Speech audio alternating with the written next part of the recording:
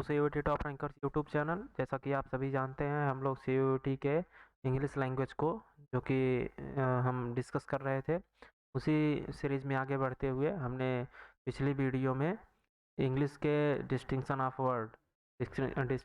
Word को discuss कर रहे थे, जिसमें हमने आपको 40 वर्ड्स जो कि इम्पोर्टेंट थे उसको डिस्कस किया था। वो 40 वर्ड्स अगर आपको याद हो गए तो बहुत अच्छी बात है। आगे कुछ और वर्ड्स बचे हुए थे, हमने पिछली वीडियो में बताया भी था। इस वीडियो में हम एक्सरसाइज भी कराएंगे और आपको कुछ वर्ड्स अदर भी बताएंगे एक्स्ट्रा। तो आइए आज उन वर्ड्स को देखते हैं, कौन कौन से वर्ड हैं। आइए देखते हैं। फर्स्ट है हमारा यहाँ एक्सेप्ट और एक्सेप्ट। यहाँ एक्सेप्ट है और यहाँ पे एक्सेप्ट है। मतलब एक्सेप्ट का क्या मतलब होता है, आप लोग जानते हैं, किसी चीज़ को स्वीकारना, स्वीकार कर ले, एक्सेप्ट कहलाता है। और एक्सेप्ट क्या कहलाता है कमिट और टू एक्सक्लूड। यानी एक्सेप्ट का मतलब होता है किसी चीज़ के अलावा या किसी पर कमिट कर देना। या कमिट कह सकते हैं कि किसी चीज़ से बाहर हो जाना, एक्सक्लूड हो जाना। सेकंड है हमारा, यहाँ पे देखिए, एक्सीड और एक्सीड, यानी कि ACCEDE और EXCEED। एक्सीड का मतलब होता है टू यील्ड या टू एग्री, यानी सहमत हो जाना। एग्री माने सहमत होता है, सहमत होना। एक्सीड होता है। और EXCEED इसका मतलब होता है टू गो बियॉन्ड या फिर टू सरपास, यानी सरपास कर गए आप, यानी कि किसी चीज़ से सरपास हो गए तो उसे एक्सीड कहते हैं। यहाँ हमने दो वर्ड देखा है, ACCED और कह सकते हैं EXCEED। हमने दूसरा देखा और पहला हमारा ACCEDE था। इसका मतलब होता है एग्री। और एक्सीड EXCEED, यानी इसका मतलब होता है टू गो बियॉन्ड, यानी किसी चीज़ से परे जाना, या फिर कह सकते हैं आप टू सरपास, यानी सीमा के पार चले गए, किसी भी चीज़ के सीमा पार कर गए आप, तो उसे एक्सीड कहते हैं। आगे तीसरा हम देखेंगे एक्सेस। एक्सेस का मतलब होता है अप्रोच, यानी पहुंच, आपकी पहुंच कितनी है, या फिर कह सकते हैं आप वहां पहुंच सकते हैं या नहीं। एडमिटेंस क्या है, मतलब आपकी आप में अप्रोच कितना है, यानी कि आपके सब्जेक्ट देख लीजिए, आपके सब्जेक्ट में कितना अप्रोच है, आप कितना सब्जेक्ट को जानते हैं, उसे ही एक्सेस कहते हैं। यानी कि एक्सेस पॉइंट आपके हाथ में कितना है, वही एक्सेस कहलाता है। एक्सेस को समझने की कोशिश करेंगे। मोर देन इनफ, यानी कि कह सकते हैं सुपर बाउंडेंस, यानी कि एक प्रकार से इतना बहुत ही है, यानी कोई चीज़ आपको कोई दे रहा है तो आप इतना बहुत है, या फिर कह सकते हैं मोर देन इनफ, इतना अधिक बहुत है। ये सब कहने के बजाय आप एक्सेस वर्ड यूज़ कर देंगे तो बहुत अच्छा होगा। मतलब आपको सामने वाला पहचानेगा नहीं, आप जानकार हैं। तो थर्ड फोर्थ हमारा जो है एडवाइस, ये बहुत ही इंपॉर्टेंट है। यहाँ देखिए ADVICE और ADVISE बहुत कॉमन सा वर्ड है। ADVIC जो है हमारा नाउन है, लेकिन जो ADVISE है वो वर्ब है। दोनों का अर्थ यही होता है। एडवाइस माने होता है सलाह, और जो हमारा नाउन है, यहाँ पे देखिए दिया भी गया है नाउन और वर्ब। यानी कि जो हमारा नाउन है ADVICE, इसका मतलब होता है सलाह, और ADVISE जो होता है वर्ब, इसका मतलब होता है सलाह देना, यानी कि सलाह देना वर्ब है। अब पांचवा हमारा है कैनन और कैनॉन। कैनन और कैनन, यहाँ देखिए CANNON और CANON। CANON का क्या मतलब है, यहाँ पे देखिए ए रूल, यानी एक नियम, एक प्रकार का नियम। और CANNON का क्या मतलब होता है, ए बिग गन, बहुत बड़ी गन हो, यानी कि कोई भारी भरकम बंदूक वगैरह हो, उसे कैनन कहते हैं।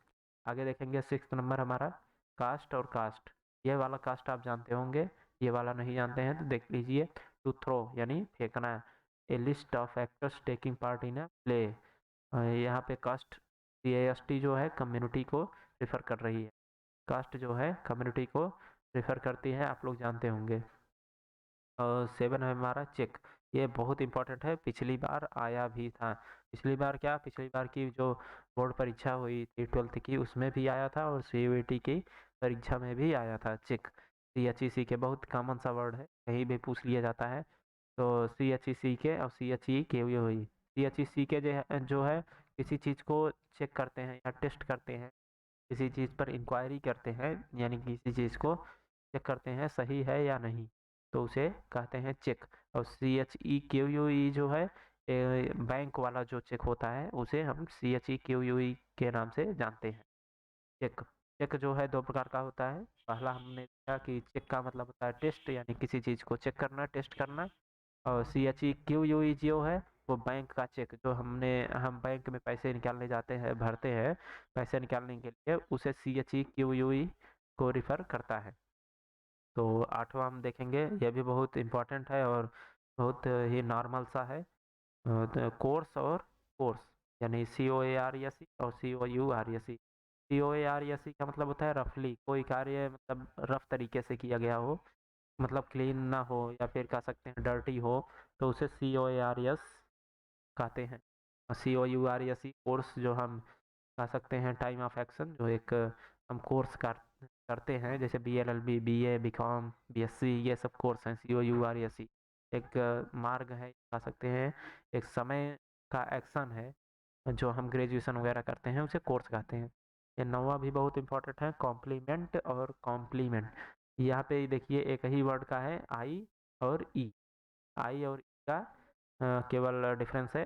तो COMPLI वाला जो है उसे उसका मतलब होता है रिगार्ड, यानी कि आप कह सकते हैं आपका रिगार्ड, आपकी तरह जो कॉम्प्लीमेंट है उसका क्या मतलब है, यानी कि कह सकते हैं एक प्रकार से कह सकते हैं सादर, यानी कि आपका सम्मान कितना है, उस सम्मान को ही कॉम्प्लीमेंट कहते हैं। और COMPLEMENT जो है दैट विच कंप्लीट्स, यानी कि आपने कंप्लीट किया या नहीं, यानी पूरक।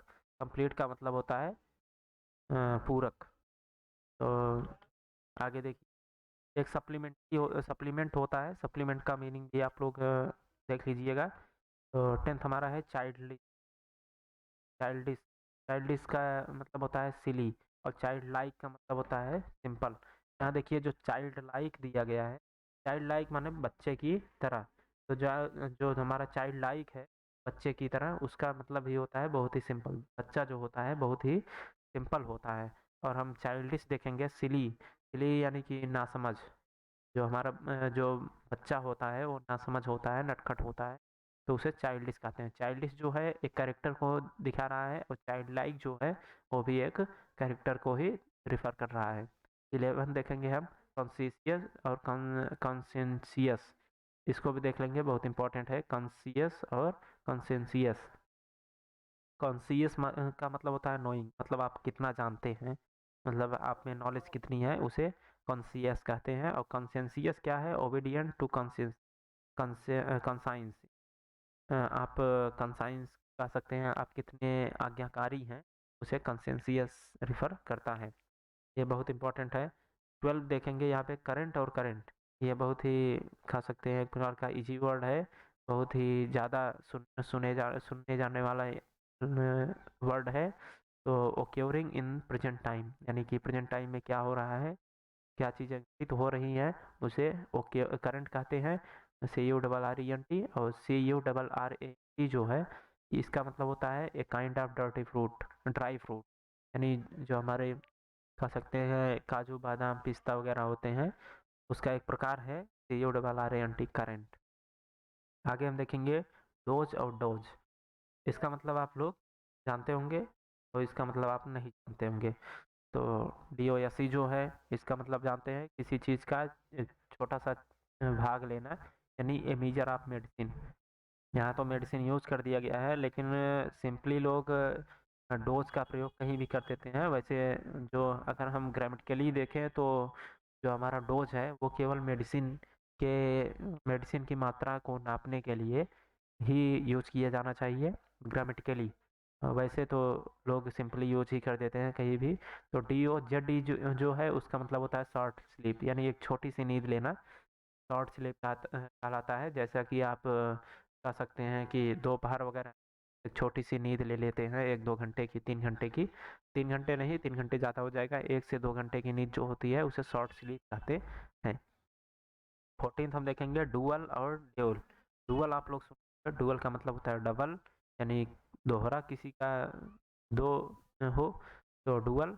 और ड्यूल का क्या मतलब होता है, यहाँ देखिए, ए कम्बैट बिटवीन टू पर्सन, यानी कि किसी दो पर्सन के बीच कंबैट जो है, किसी दो पर्सन के बीच जो होता है, कह सकते हैं कि एक प्रकार से कंबैट। कंबैट का मतलब यही होता है कि यहाँ देखिए दिया गया है ड्यूल, DUEL। DUEL का क्या मतलब होता है, देखिए यहाँ पे DUEL। और डुअल हमने देख ही लिया डबल, लेकिन कि जो ड्यूल है, ड्यूल का मतलब होता है किसी दो पर्सन्स के बीच जो होता है, कह सकते हैं एक प्रकार से द्वियुद्ध या द्वंद्व युद्ध कह सकते हैं। यानी कि किसी दो पर्सन के बीच जो युद्ध होता है, यानी कह सकते हैं एक प्रकार से लड़ाई झगड़े जो होते हैं, उसे ड्यूल कहते हैं।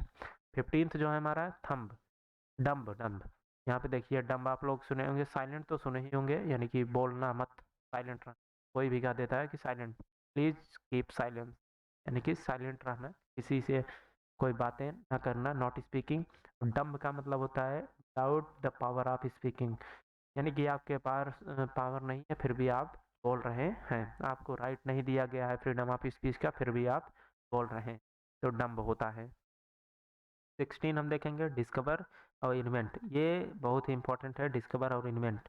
तो बहुत थोड़ा सा अंतर होता है। To find out a thing that is already existence, यानी जिसका एग्जिस्टेंस ऑलरेडी हो चुका है, यानी जो पहले से ही आविष्कार जिसका हो चुका है, अगर उस पर कोई आप टिप्पणी कर रहे हैं, कोई नया चीज ढूंढ रहे हैं, तो वो डिस्कवर के क्षेत्र में आता है।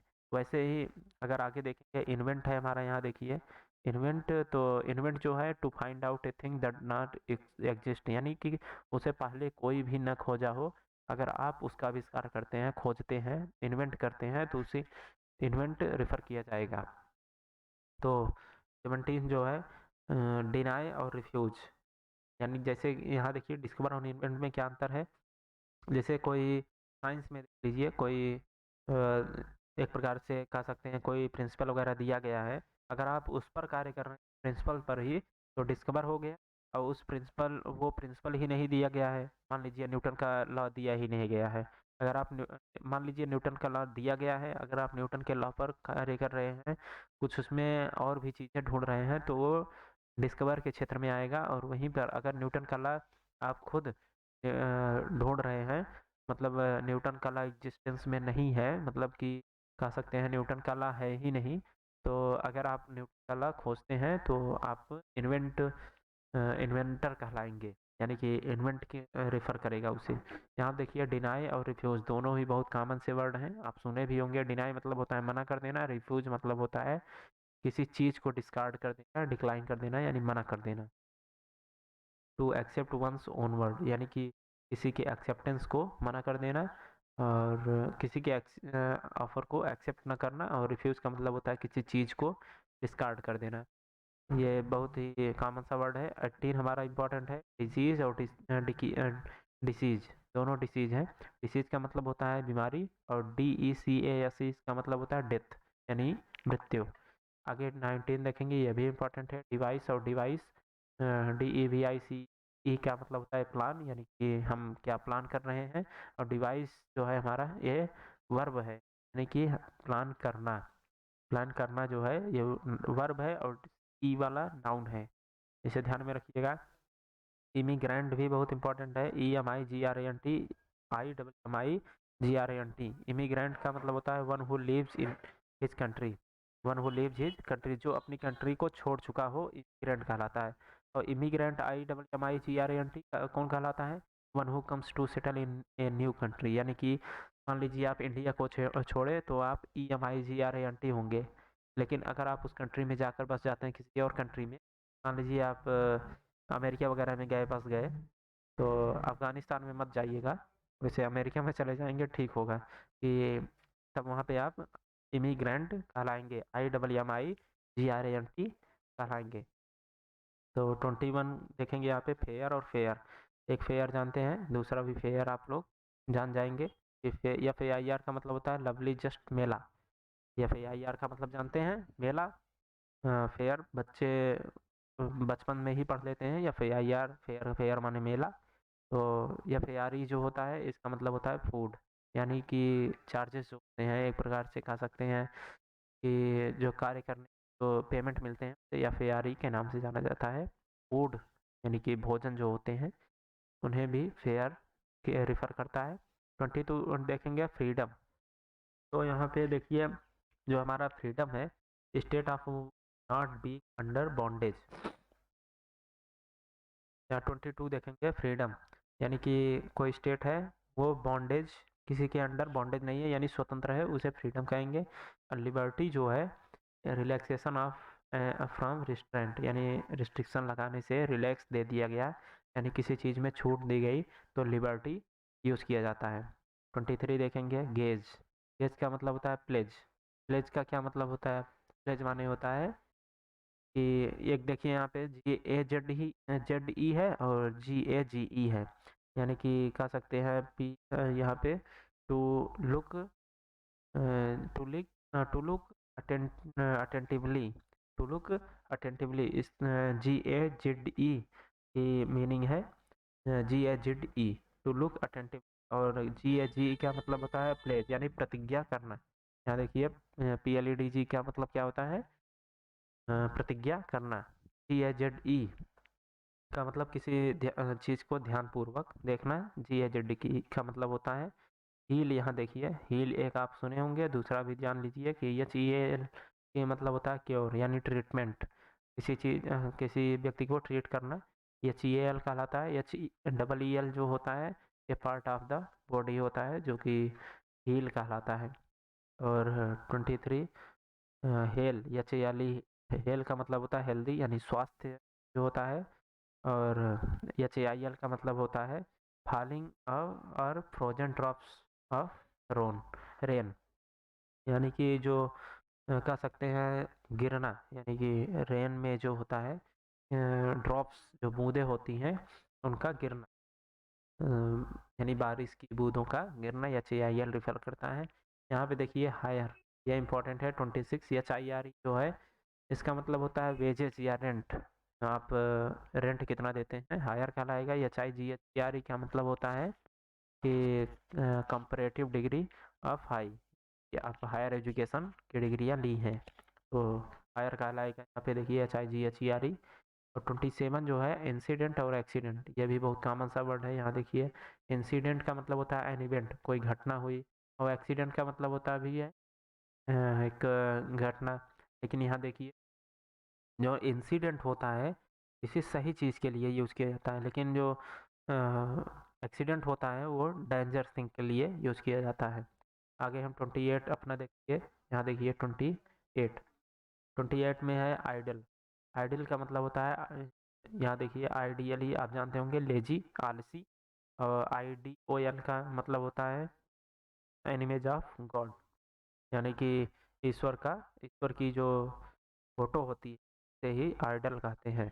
आगे 29 देखेंगे जीडीएस, ये बहुत इंपॉर्टेंट है। एक GEALOUS होता है और एक ZEALOUS होता है।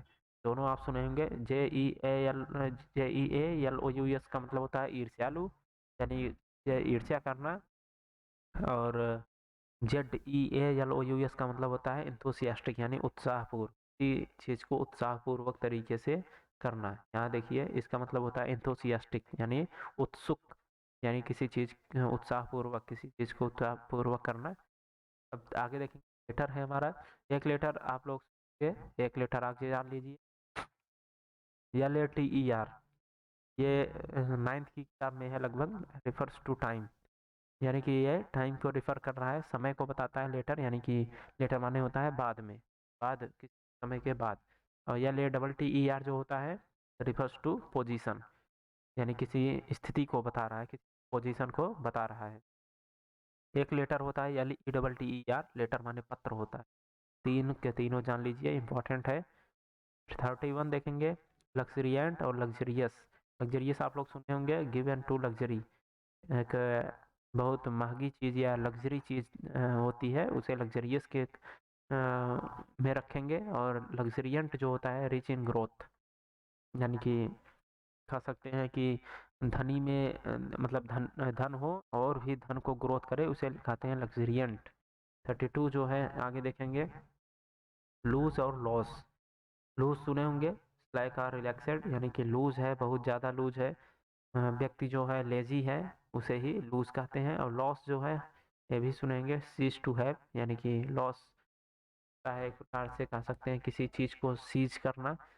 सीज भी आया था, सीज वैसे ज़्यादा इम्पोर्टेंट नहीं है, फिर भी देख लीजिएगा आप लोग। यहाँ पे देखते हैं हम लॉस, जो LOSE है, इसका मतलब क्या होता है? लॉस का मतलब होता है खोना। LOSE हानि जिसे कहते हैं, किसी चीज़ के को अगर सीज कर दिया जाए तो आपको हानि ही होगी। 33 जो है मैनर और मैनर्स में क्या अंतर है, यहाँ देख लीजिए। मैनर का मतलब होता है individual style of doing a thing, यानी किसी चीज़ को करने की जो स्टाइल होती है मैनर कहते हैं। लेकिन मैनर्स जो होता है वो सोशल बिहेवियर, यानी जो हमारा सामाजिक व्यवहार है उसे ही मैनर्स कहते हैं। 34 जो है मेल और mail, MEIL, a bag of letters, a bag of letters mail कह सकते हैं। जो हमारा ईमेल होता है, इलेक्ट्रिक मेल जिसे कहते हैं, तो वो उसकी भी मीनिंग MEIL होता है। MEIL का मतलब होता है पत्र का एक बैग, और MELE का मतलब होता है अपोजिट ऑफ फीमेल, यानी कि पुरुष। MELE का मतलब होता है पुरुष, आप लोग जानते ही होंगे, यानी कि फीमेल का अपोजिट। 35 देखेंगे मार्शल, मार्शियल। मार्शियल का मतलब होता है वार लाइक, जैसे कि कोई युद्ध वगैरह हो रहा हो। और MAR या CHL का मतलब होता है एक मिलिट्री ऑफिसर, एक मिलिट्री का अधिकारी या मार्शल कहते हैं कि मार्शल, मार्शल है ये। तो 36 देखेंगे मेन है MEIN, मेन का मतलब होता है चीफ, यानी मुखिया यही है, मेन यही है। या में यानी कि यह मतलब होता है hair on the neck of a horse और ए लायन, यानी कि एक कह सकते हैं शेर या घोड़े के जो गर्दन पर बाल होता है बहुत ज़्यादा, उसे या में यानी कि नाम से जानते हैं। 37 देखेंगे मीन, मीन का मतलब जानते हैं, मीन का मतलब होता है मिडिल लो, या फिर कह सकते हैं मीन का मतलब मीनिंग भी होता है, यानी कि अर्थ जिसे कहते हैं। और यमाइयन का क्या मतलब होता है? जिसका भी मतलब मीन होगा। और माइन, एक माइन होता है यमाई, यानी माइंस कह सकते हैं आप। माइंस का क्या मतलब होगा उसे आप कमेंट सेक्शन में बताइएगा। यमाइयन का मतलब होता है फेस, यानी कि हमारा चेहरा। 38 देखेंगे यहाँ पे प्लेन, प्लेन इसको आप जानते होंगे, और इसको आप लोग जान लीजिए। प्लेन, प्लेन माने क्लियर सिंपल, ये आप जानते होंगे। और PL यानी यह भी जानते होंगे कि एक सरफेस है, लेवल है, सिंपल है। और 39 देखेंगे प्रिंसिपल और प्रिंसिपल, बहुत ही इंपॉर्टेंट है, इसे ध्यान में रखिएगा। ये प्रिंसिपल जो है दोनों बहुत ही इंपॉर्टेंट है। प्रिंसिपल का मतलब होता है PAL जो होगा वो होगा किसी चीज़ का मुखिया, या कह सकते हैं जो प्रधानाचार्य होते हैं हमारे यहाँ जो कॉलेजेस में, उसे प्रिंसिपल कहते हैं। PAL, PRINCIPAL, इसे प्रधानाचार्य कहते हैं। और PRINCIPLE प्रिंसिपल, प्रिंसिपल मतलब होता है कोई नियम, कोई कानून, कोई डॉक्ट्रिन दिया गया हो, जैसे न्यूटन लॉ, कोई लॉ हो, उसे प्रिंसिपल कहते हैं। PLE नियम में, लॉ में LE होगा, और प्रधानाचार्य में AL होगा, इसे आप ध्यान में रखिएगा। आगे देखेंगे फिजिक, और फिजिक में आप सुने होंगे बहुत कॉमन सा वर्ड है। फिजिक का मतलब होता है मेडिसिन, और फिजिक का मतलब होता है बॉडीली हेल्थ। अब एक बात ध्यान में रखिएगा, फिजिक जो है ये भौतिक विज्ञान से रिलेटेड नहीं है, ये मेडिसिन से रिलेटेड है। फिजिक का मतलब ही होता है मेडिसिन यानी दवा, और फिजिक जो होता है बॉडीली हेल्थ, यानी कि आपके शरीर का स्वास्थ्य स्वास्थ्य कैसा है, आप स्वस्थ हैं या नहीं, वो फिजिक के अंतर्गत आता है। 41 यानी 39, 40 और 41, यहाँ देखिए 41 जो है बहुत इंपॉर्टेंट है, प्रैक्टिस।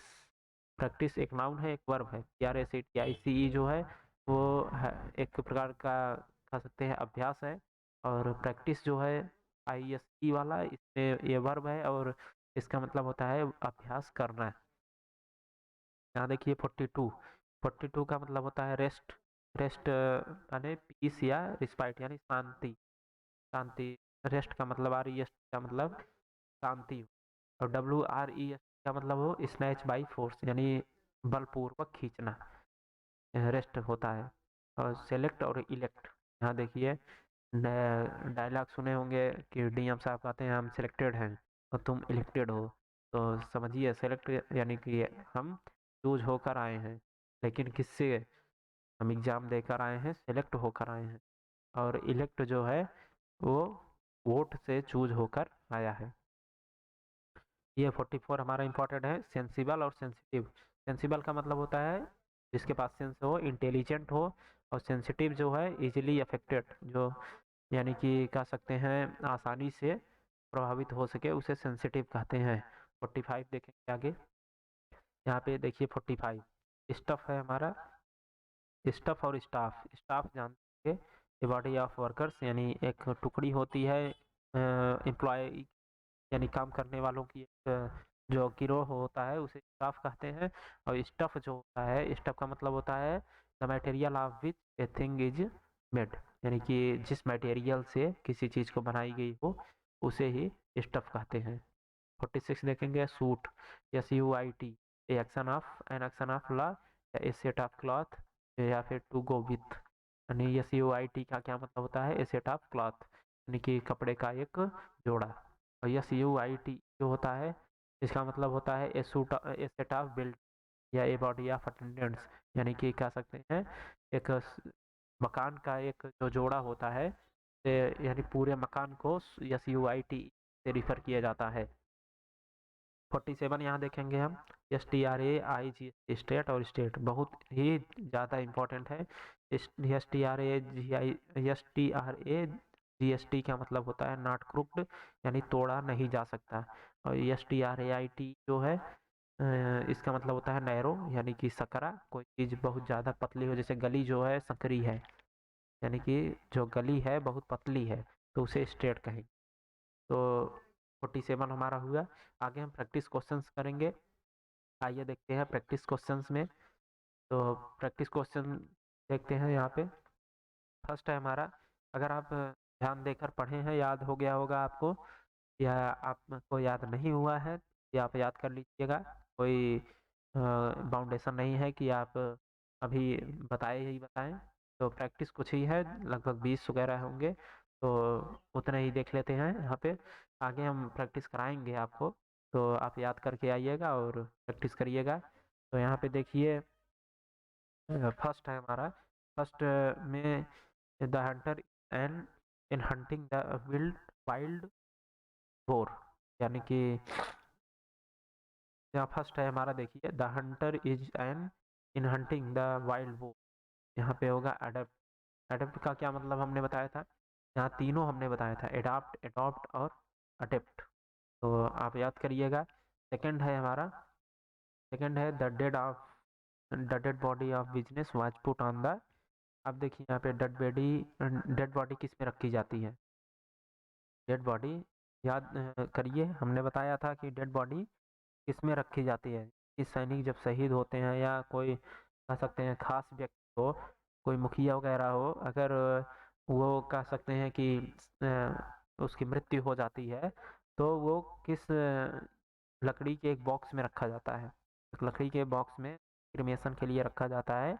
तो उसके लिए एक अंग्रेजी वर्ड क्या है, इंग्लिश वर्ड उसके लिए बियर है, BIER। आगे देखें, 3 है हमारा, चिंता मत करिएगा कि हम प्रैक्टिस नहीं कर पा रहे हैं सर, हमारा गलत हो रहा है सर, हम अटेंड नहीं कर पा रहे हैं, तो चिंता मत करिए, अभी हम दोबारा किसी दिन हम आपको लाएंगे प्रैक्टिस क्वेश्चंस के लिए। तो प्रैक्टिस क्वेश्चंस के वीडियोस जो होंगी आपको इस प्ले लिस्ट में मिल जाएंगी, आप विजिट होकर देख सकते हैं।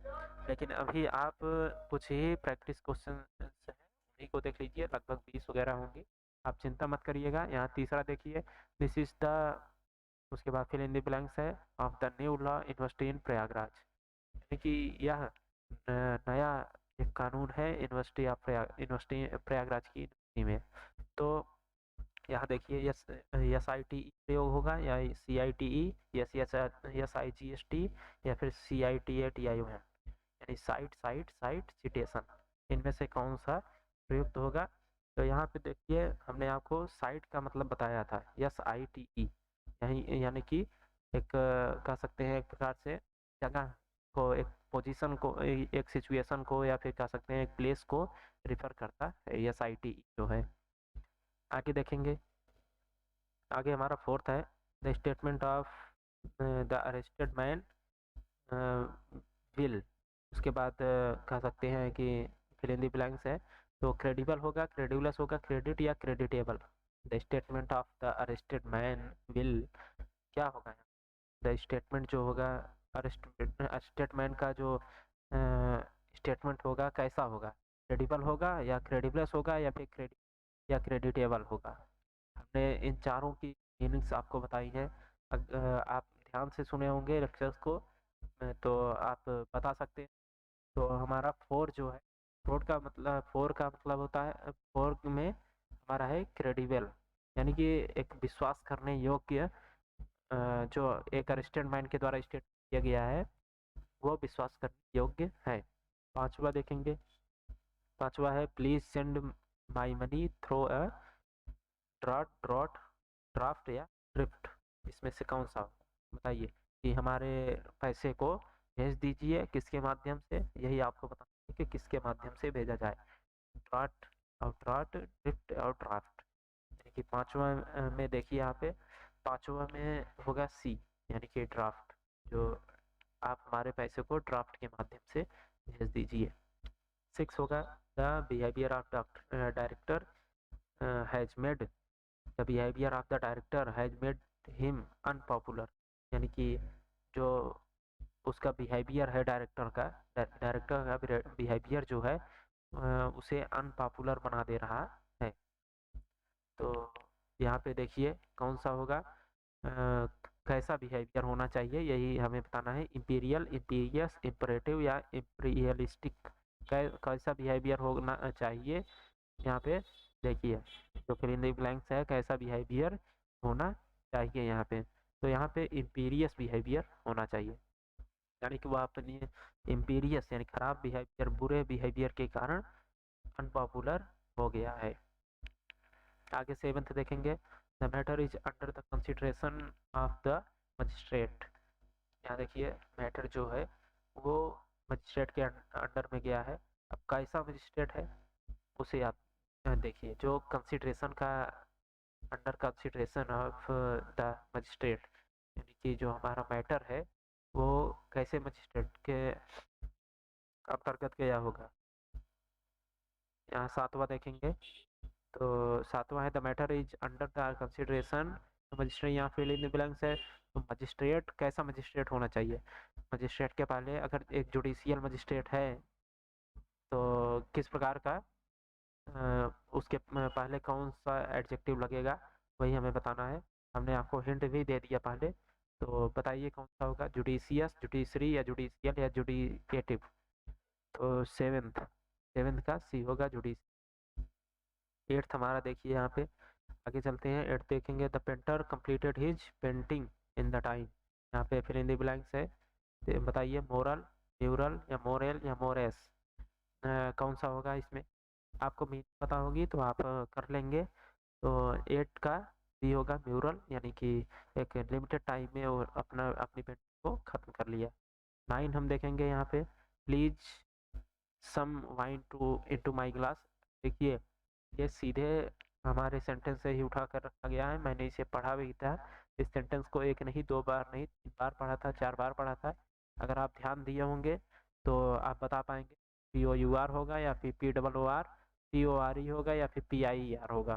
बताइए कौन सा इसमें होगा, या इसका मतलब होता है कृपया हमारी गिलास में जो है शराब को भर दीजिए। तो इसमें POUR होगा, ए, आंसर ए होगा।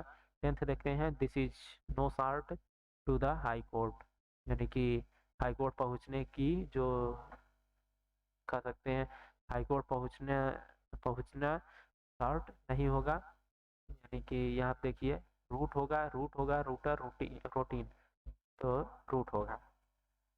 यहाँ पे देखिए, तो हाई कोर्ट पहुंचने का जो मार्ग है, यहाँ पे देखिए आर, आर ये वाला नहीं होगा, बी वाला ऑप्शन सही होगा, आर यहाँ पे नहीं होगा, इसलिए हम कंफ्यूज हो रहे थे। यहाँ पे आर नहीं होगा, रूट यानी कि मार्ग होगा, ROUT, वे एक मार्ग, यानी कि हाई कोर्ट पहुंचने का कोई शॉर्ट मार्ग नहीं है। यहाँ हमारा लेक्चर खत्म होता है और आपका कह सकते हैं डिस्टिंक्शन ऑफ वर्ड जो है वो कंप्लीट होता है पूरी तरह से। हमने प्रैक्टिस क्वेश्चंस भी लगभग 10 थे हमारी बुक में, तो उससे करा दिए हैं। तो फोर्थ जो है हमारा अगला जो वीडियो आएगा वो वन वर्ड सब्स्टिट्यूशन पर आएगा। आपको बताया जाएगा इम्पोर्टेंट वन वर्ड सब्स्टिट्यूशन होंगे। अगर आप देखना चाहेंगे तो प्लेलिस्ट में विजिट होकर COT टॉप रैंकर्स के प्लेलिस्ट इंग्लिश प्लेलिस्ट भी बनी है, उस पर आप जाकर विजिट होकर देख सकते हैं। तो मिलते हैं नेक्स्ट वीडियो में। जय हिंद।